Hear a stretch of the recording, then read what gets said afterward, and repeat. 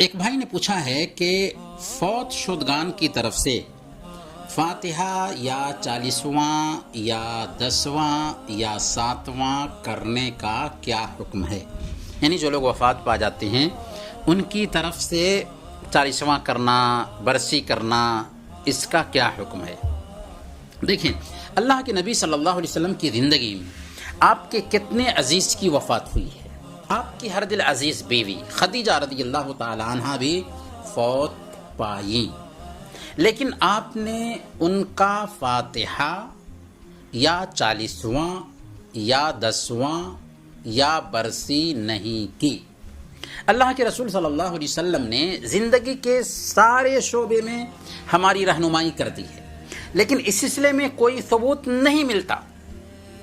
اب بتائیں کہ کیا یہ چیزیں اتنی بھاری تھیں کہ قرآن اور حدیث میں نہیں آ سکتی تھیں؟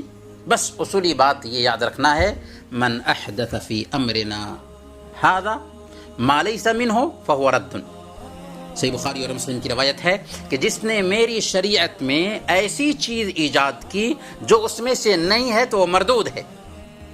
اور صحیح مسلم کی روایت ہے، من عمل عملا لیس علیہ امرنا فہو رد، جس نے کوئی ایسا کام کیا جو ہماری شریعت کے مطابق نہیں، وہ مردود ہے۔ اس لیے ہمیں وہی کرنا ہے جو ہمارے نبی صلی اللہ علیہ وسلم اور آپ کے صحابہ نے کیا ہے، اور ان کاموں سے ہمیں رک جانا ہے جو ہمارے نبی اور صحابہ نے نہیں کیا، کیونکہ ہمارے آئیڈیل کون ہیں؟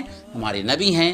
لقد کان لکم فی رسول اللہ اسوۃ حسنہ، تحقیق کہ تم لوگوں کے لیے اللہ کے نبی صلی اللہ علیہ وسلم کی زندگی بہترین نمونہ ہے۔